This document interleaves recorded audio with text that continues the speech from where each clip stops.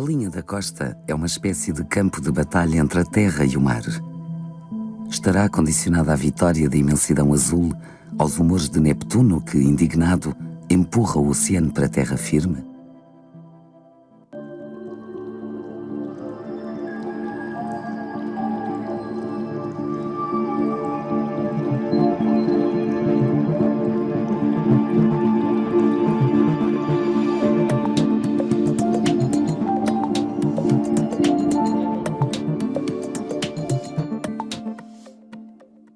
Esta areia não muito fina é o resultado do desgaste das rochas provocado pelo mar e pelos ventos. A cor amarelada denuncia a sílica e o calcário nesta paisagem de veraneio, mas poderia conter corais, fragmentos de conchas ou restos de outros materiais orgânicos que comprovam que a areia depende também de organismos vivos. E numa espécie de obediência aos humores de Neptuno, formam-se praias por erosão e acumulação. Hoje convido-vos a uma nova abordagem nesta série de programas. Vamos falar dos geoparques em áreas costeiras. O oceano que se estende atrás de mim é, desde sempre, fonte de vida. Foi aqui que começou a vida, foi aqui que se desenvolveu e daqui saiu para as áreas imersas. Contudo, ainda hoje, o oceano é o local que encerra a maior biodiversidade. Claro que muita dela permanece ainda desconhecida. Eu diria mesmo que nós conhecemos menos daquilo que temos no oceano do que conhecemos, por exemplo, a Lua. E estes locais, como o Geoparque English Riviera, assumem por isso um papel-chave neste processo de conhecimento das áreas costeiras do oceano, que não é apenas fonte de lazer, mas é, acima de tudo, fonte de riqueza e de preservação da vida tal como a conhecemos. Por isso, convido-vos a que me acompanhem numa viagem para melhor conhecermos as belezas que encerra este geoparque. What we have here is a very, very good example of actually what the coastal form is actually here. In the Devonian limestone, what we have been able to do is to actually find quite a lot of the fossils to show the past species that actually lived 400 million years ago within those particular coral reefs. What we do have is some examples of fossils that we've actually found here, and what it does do is it gives you a fine example of exactly what the corals and the coral structures that we actually had within the coral reefs that were here 400 million years ago. Also, over and above that, what we have the opportunity to do is to actually look at another pebble stone that's been found, and as you can see, the structure of the corals are actually there, and these were in fact actually very much smaller than the things that you're seeing in the modern day coral reefs that we can actually come across. And if you cut it, you can actually see how beautiful it is, the structure of it and everything like that and everything. So those are around about 400 million years ago.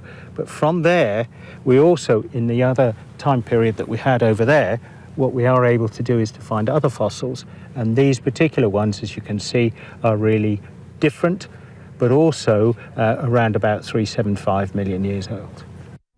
A água teve um papel essencial na origem da vida. E foi aqui, nas praias e charcos, que as moléculas orgânicas simples terão evoluído. A energia fornecida pelo Sol, pelos vulcões e pelas tempestades elétricas seria componente-chave neste laboratório terrestre onde se terá originado a vida primitiva. Esta sopa primitiva de moléculas orgânicas, cada uma separada por uma membrana, terá formado densas concentrações nas águas pouco profundas. A partir destas moléculas, ter-se-ão desenvolvido longas cadeias de polímeros, originando as proteínas e os ácidos nucleicos das primeiras células vivas. Mas nada é tão simples como parece. Como explicar que da combinação de proteínas e ácidos nucleicos se formam células vivas e destas se chega a organismos complexos? Aqui entra a evolução. But what's happened today is that these soft sands are subject to erosion, and their removal has generated the shape of the bay that we see today. And here we are at the back of the bay. The limit of the erosion, partly caused by the railway line building a wall, but otherwise it would be eroding back still because this is relatively soft compared to the headlands at either side of the bay. A faixa litoral é o local onde a terra encontra o mar e permanece em mudança contínua. Vendo em corte uma zona costeira, encontramos as dunas, sedimentos arenosos que são transportados e acumulados pela ação dos ventos. Local fundamental para aguentar o impacto e diminuir a energia das ondas. Perto das águas costeiras encontramos línguas de areia, cordões de pequena elevação com vegetação característica. A origem das restingas deve-se ao recuo do mar e é uma faixa altamente dinâmica na costa.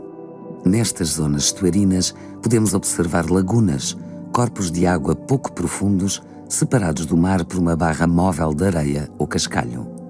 Outro perfil bem característico no litoral marítimo são as falésias, formadas pela erosão das ondas sobre as rochas da encosta continental. Para vencer a resistência das rochas mais duras, o mar aproveita todos os pontos fracos. As juntas, as falhas e os planos de estratificação são escavados pela água e pelos detritos rochosos arrastados pelas ondas. O ar comprimido nestas fissuras pela pressão da água alarga-as e aprofunda-as. As rochas mais resistentes darão origem a falésias íngremes, que o mar terá de escavar na base para poder provocar a sua derrocada e recuo.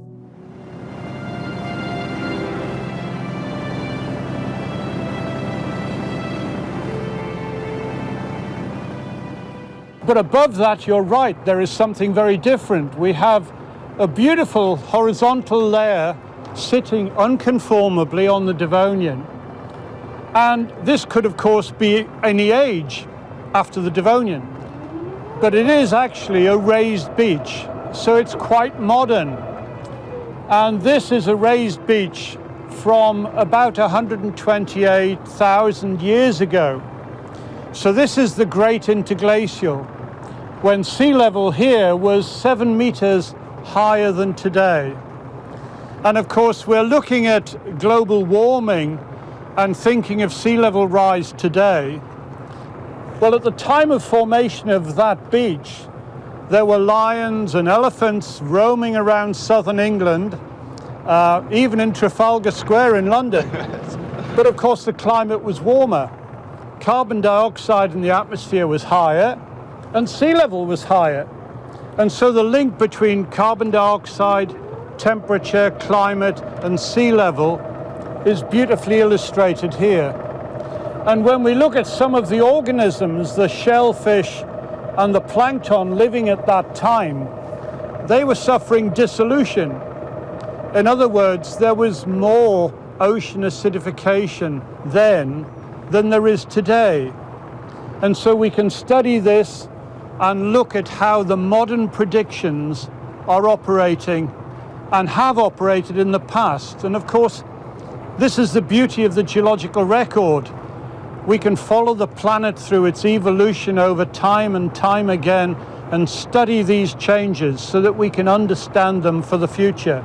No decurso de milhões de anos, o soerguimento dos continentes ou o abaixamento do nível do mar podem fazer emergir novas terras, enquanto o fenómeno inverso provoca a submersão de solos e a invasão dos vales fluviais. Os ciclos eustáticos alteram a linha da costa.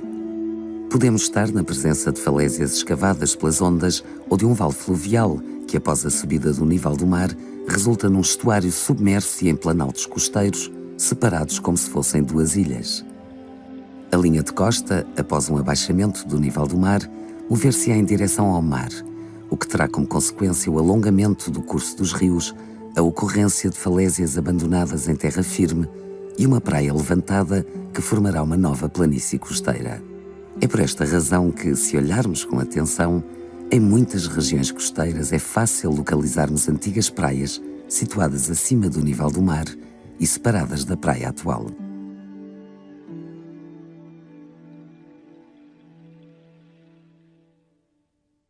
What we're standing on at the bottom here is the Devonian limestone. This is a very old rock. It's about 380 million years old.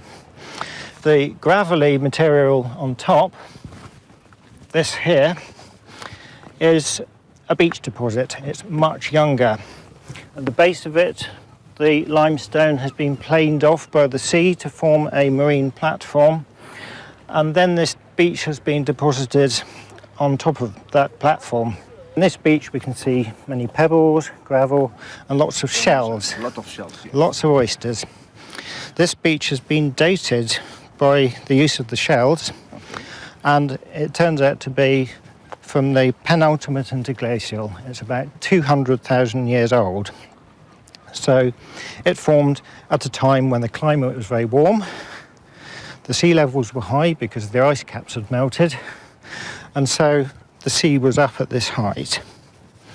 Now, similar marine or marine-influenced sediments go up all the way about 3 meters. But surprisingly, if we go up a little bit further, we reach this level, and there's a line of Pebbles. little fragments. They're not pebbles, they're very jagged, so they've not been rolled by the sea. And above it, we have dune sands, wind-blown sand. These turn out to be much younger. They're only 125,000 years old. Again, from an interglacial period when the sea level was high, but it's from the last interglacial. So here we have two separate events, two separate beaches, about 75,000 years apart. Now, one of the interesting things about these beach deposits is they represent periods which we don't see in caves like Kent's Cavern around Torbay. In Kent's Cavern, we have deposits with cold climate mammal species, things like mammoth, woolly rhino, hyena. So those deposits formed when the sea level was low, when it was really quite cold. We walk up through these dune sands, wind-blown dunes. They accumulated quite fast, so they're quite thick. And then up on the top, we reach an earthy deposit, which is mostly covered by grass because it is a nice soft earth. It's good for plants to grow in. And there's no sign of any marine shells, any marine gravel in that. That is a fully terrestrial deposit. And in fact, we know that to have been deposited during the last ice age, mostly wind-blown silt called loess. And that is very similar in age and probably, at least in part, of the same age as the cave earth in Kent's Cavern. As cristas das ondas transportam sedimentos em direção oblíqua face às praias. Desta forma, areias e calhaus são transportados em movimento de zigue-zague, chamado deriva litoral. Parte deste material em movimento resulta da erosão dos rochedos, mas em média 95% dos inertes depositados nas zonas litorais são arrastados desde o interior dos continentes pelos rios. A deposição de uma grande quantidade de sedimentos pode levar à formação de uma barra litoral na embocadura de uma baía. E o homem não deixou de olhar para estes territórios de enorme fragilidade como locais de grande potencial para serem explorados. This is a really interesting place where we can study the processes and especially how the river bring sediments and because as the Kaloni Gulf is an internal lagoon, in reality we don't have the activity of the ocean against the coastal front. So it's rather peaceful internal lagoon, and we have the internal processes coming from the earth, from the continent, prevail towards the other processes along the coast that mainly come from due to the waves and the activity of the waves. Because in the internal, in such an internal lagoon, we don't have such big a big force towards the coast. So in this way, we can see that the smaller, even smaller rivers, like we have here, bring a lot of sediments in the coast and create a lot of wetlands in this part. Durante as épocas mais primitivas, Não eram escolhidas as orlas costeiras para a habitação. As atividades ficavam resguardadas da força dos ventos marítimos e da proximidade das vagas destruidoras. Contudo, mais tarde, os promontórios acabaram por ser utilizados como locais de vigia e de defesa. Ninguém imaginaria que, na atualidade, mais de 70% da população mundial estaria concentrada numa faixa com apenas 6 metros de desnível e aí tenha decidido construir todo o tipo de equipamentos e infraestruturas.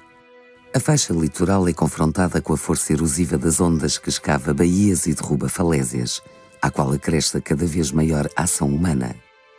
A construção de barragens, diques e canais reduz drasticamente a quantidade de sedimentos que chega à costa. Os esporões, paredões e enrocamentos, construídos para proteger as populações e infraestruturas costeiras, criam uma ameaça à zona imediatamente ajusante, pois privam a mesma do abastecimento natural de sedimentos.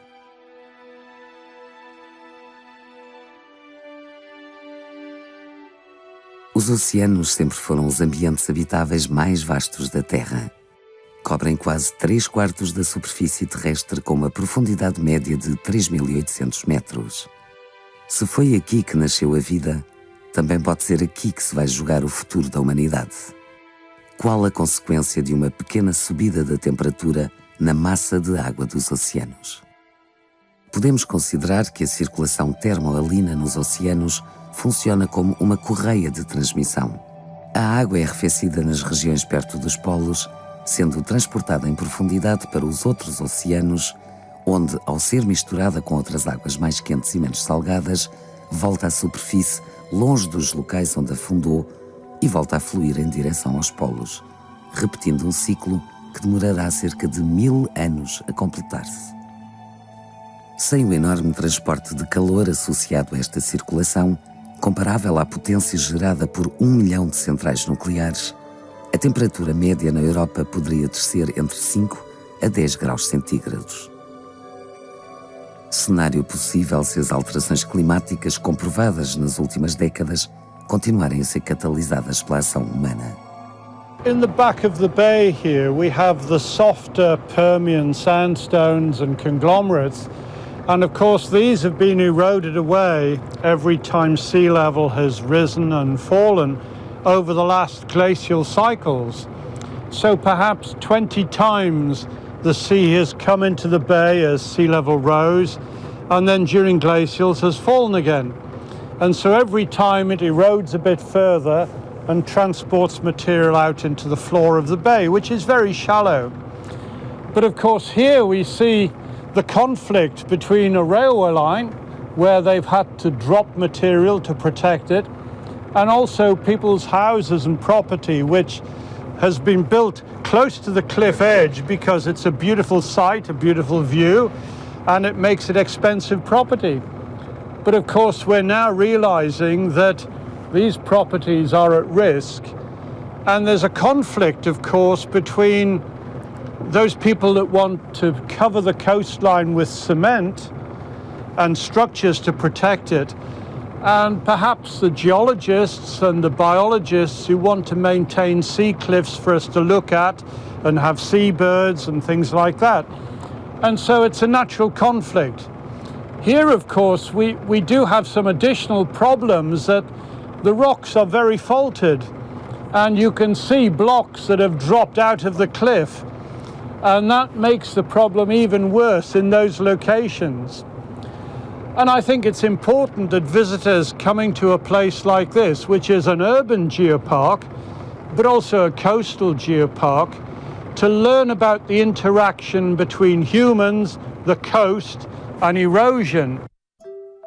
Geoparque costeiro, além de nos permitir conhecer e compreender os impactos da ação humana no litoral, dá-nos a possibilidade de usufruir do contacto com a água do mar e aproveitar o areal para as mais inocentes brincadeiras de criança.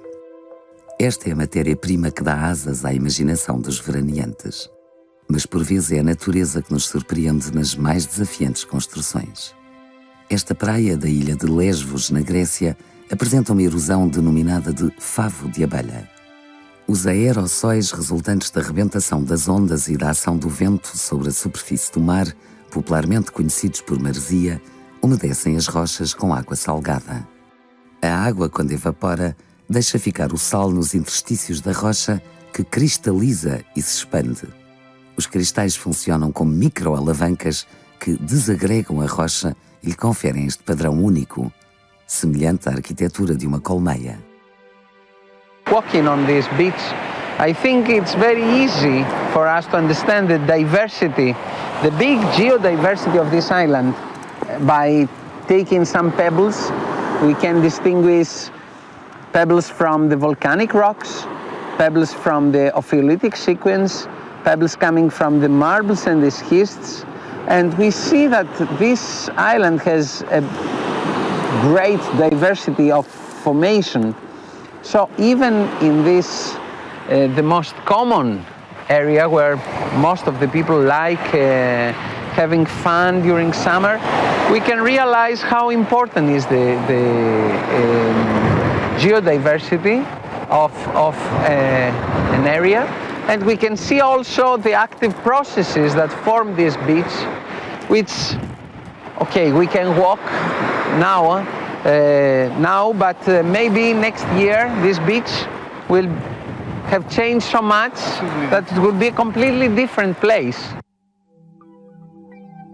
E se à superfície desfrutamos do sol e do prazer da beira-mar, ficaríamos admirados se mergulhássemos até às profundezas oceânicas e fôssemos confrontados com uma paisagem que muito se assemelha às planícies, aos vales e às montanhas da terra seca.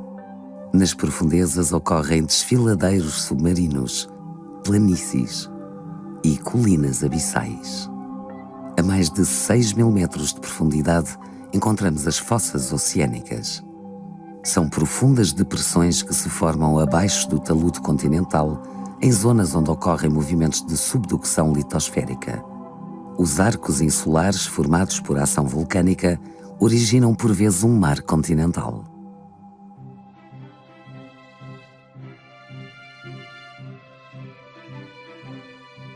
What kind of link we have between the geology, the nature, and the man? Yes, well, here in front of the court, we're looking out over the park, and just out of view is a beautiful little village of Cockington. And Cockington village is one of a number, of course, of communities that have developed around Torbay over the last 1,500 years from our Anglo-Saxon roots. But where and how these different communities have developed has been very much destined by this wonderful interrelationship of our geology and our geography. And between the two, coming together, they have created for us our history and our development as a whole variety of very different communities. And yet we are all situated around one bay. In the winter especially, that the shoreline is beautifully sheltered from the cold north winds. And the Victorian ladies and gentlemen, the aristocracy, they loved to come down to what was, they called it take the waters. And this in fact was when they thought that salt water had medicinal curating power.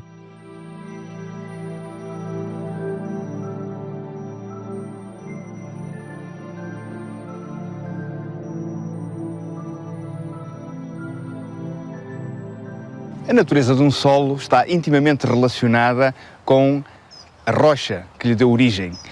Essa realidade, se bem utilizada, leva-nos a entender o tipo de plantas, por exemplo, cultivadas num jardim como este onde nos encontramos. Ali, here in the Torbay garden, we have a very beautiful garden, but you have a small secret to share with us. I do. Here, because Agatha Christie, the world-famous author, comes from Torquay, I've created a special garden in her honour, which includes some poisons, because she poisoned over half her victims, and she started off her working life as a pharmacy assistant. So she knew what she was talking about. This one here, this is Ricinus communis, the castor oil plant, and the seeds of that, about 6, will kill a human being. Not to be recommended. My other favourite is foxglove. And foxglove is a medicine. You can use it for heart, but it's also a poison. So it's all about how much you give somebody, how much, and I find that really fascinating. That balance between, you know, a medicine and a poison.